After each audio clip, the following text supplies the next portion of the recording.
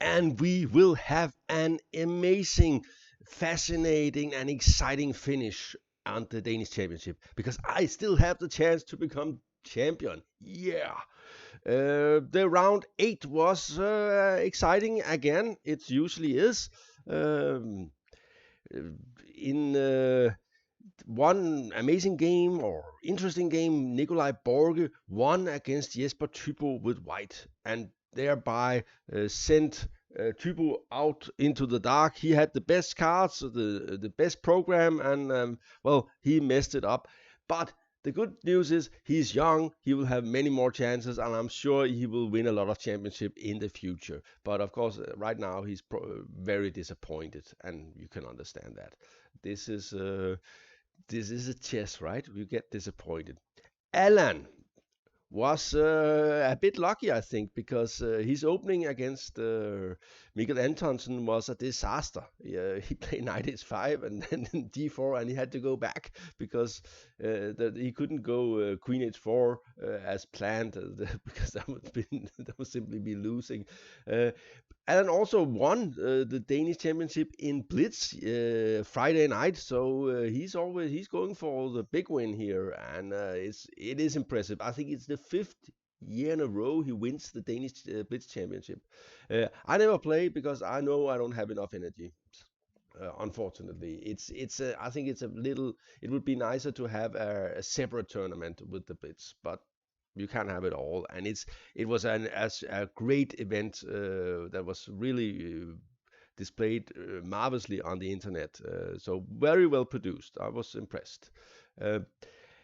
Jens Ove Fries Nielsen, I don't remember his game, to be honest. I think he played a draw with Martin Haubro with white, and he played a main line, which probably surprised Haubro a lot. And the last game, Schandorff made a draw against Rewitz. He simply didn't see Black's idea of knight d5 and f4, and was very close to losing. I think he was more or less outplayed. So that was, and thereby Schandorff also went out of the title contention. And then there's me, and I played against Boris Chatalbashev, and let's see that game. I have had bad results against Boris. He's the only player I had a minus score against in the field here before the tournament started. But that is a race now. Now it's 1.5 for each. He plays the modern. I was expecting this Pirk like he played last year, or accelerated dragon that he's doing. I'm not gonna say anything about what I was planning. And d6 and c4, and that was something I decided 20 minutes before the game or something that I would like to go this. He had played bishop g4 here, and I think that's a little bit dubious after bishop e2. I had seen some computer games, and it seemed white is better in the positional struggle, and it's also the kind of position that is easy to be a little bit too optimistic when you're black. So and Boris is a very optimistic player, and I like him to be too optimistic. So that was part of the game plan. But he just went into a normal King's Indian, and I didn't prepare this at all. Of course, I have a few variations, but this was definitely not the thing. The thing is, Boris usually play either the Benoni or the Grinfeld. So, but he did also play the King's Indian, according to me himself, and he played knight a6 immediately, and that was really not pleasant because I don't remember anything about this. I looked at it for many years ago, and I haven't looked at it for ages. I don't trust it as black, but I don't like it as white either. So it's like, well. Anyway, Barugi won. I think the best move is probably bishop e3, queen e8, and here the main line is apparently bishop f1, bishop g4, d5. But somehow I saw ghosts here. I think white is probably better. I thought that it was started to play c6 instead of queen d8.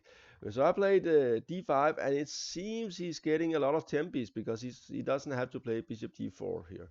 He can just play knight c5 and a5, and black must have a nice King's Indian position here, but that doesn't mean that he's better or It's not a playable position, and we will have an interesting struggle. So I decided to go for a plan that I think is good. I played d3. And the idea is simply to play on the king side, or be prophylactic on the king side. So plan is to put the knight here and making f5 very difficult. I'm also trying to see, since using that this one is in opposition here, so I might play take on f5 and f4 and something like that. Bishop d7, maybe bishop d4 is interesting. Knight h4.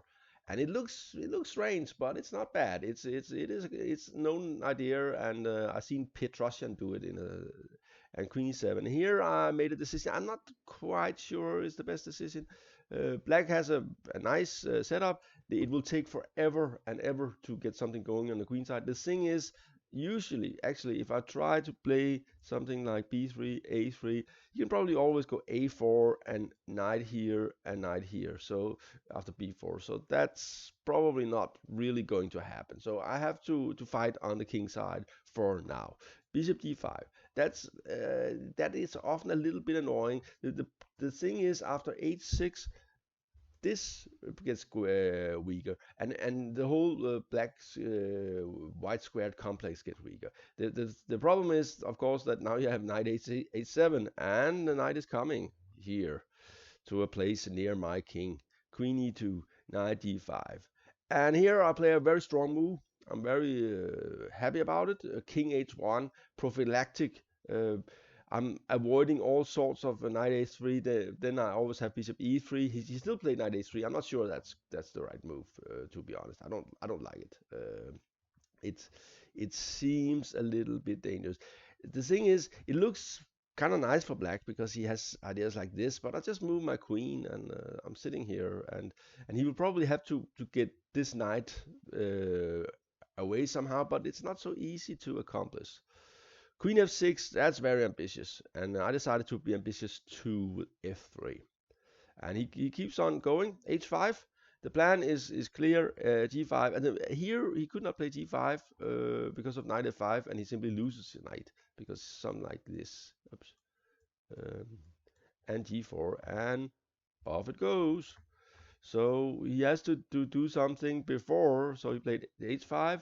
Rook 81, but I'm not afraid of g5 because after something like this, I still go here, take, g4. He has to take, has to cover the knight, take,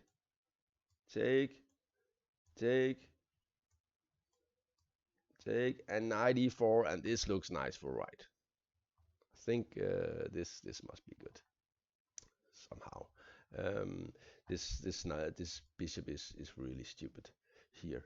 So rook e8, he was and knight b5, starting to say, okay, you don't have anything on the king side, and there is a pawn here, and actually there's also a pawn here.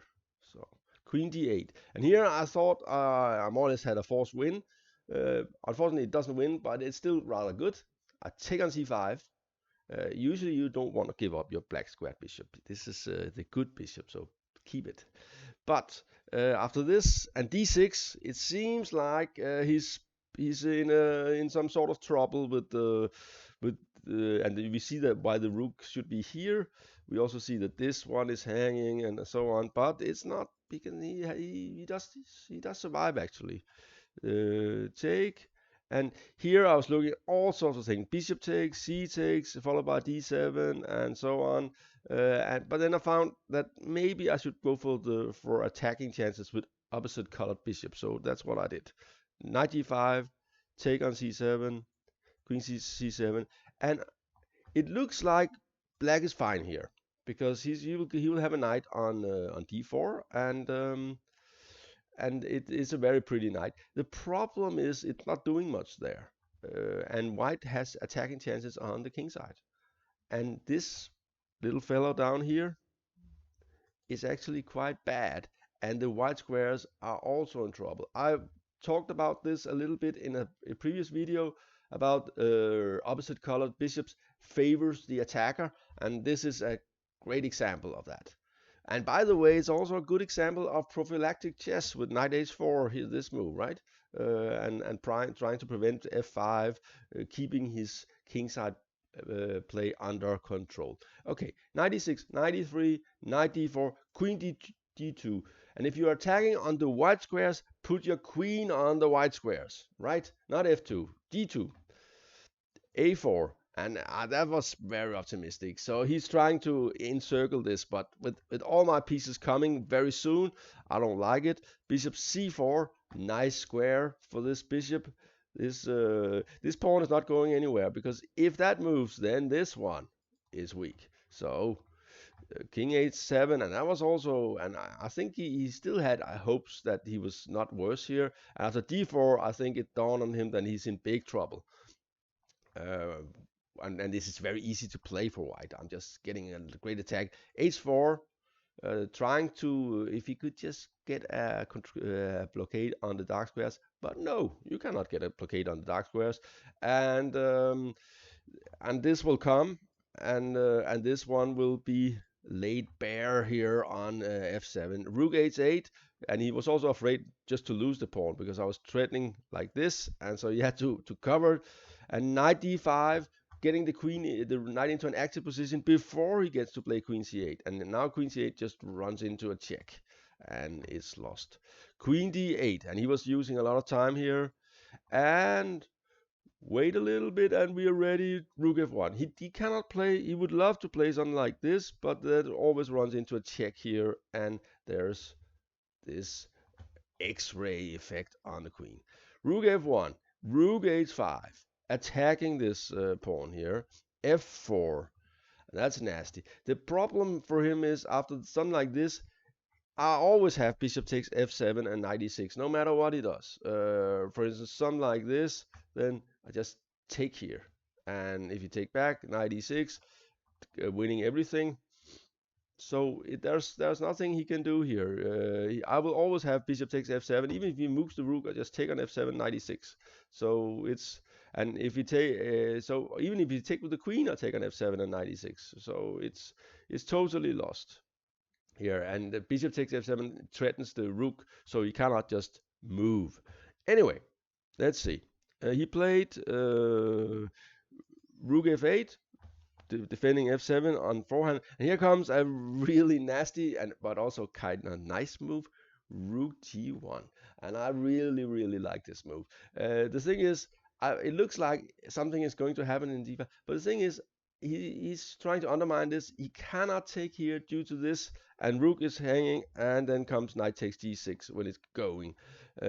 So he will lose something here, and after this comes f5, and look at that little poor fellow here, and this poor fellow here, and it's actually much worse. Queen c8, rook df1. All my pieces are attacking. This one, this one, this one, this one, this one, and all these pieces are not doing anything. So it's very clear that it's totally winning now. After queen d8, where white wins by force, and I actually managed to calculate that. Knight f6 check, d takes, and the thing is, it looks like black might play this, but then comes this nasty little fella, and at first I thought, oh, he's gonna take, but then I saw that this move is rather good. So after this, here he resigned. He's going to get mated in the d file, so there's nothing to see here. And that was rather nice, I think. I kind of like this game. And now I will have to play Allan Stig Rasmussen in 2.5 hours. And if I win with black, it will not be easy. Then I win my 8th title as Danish champion. Thank you for watching. This was GM Talks.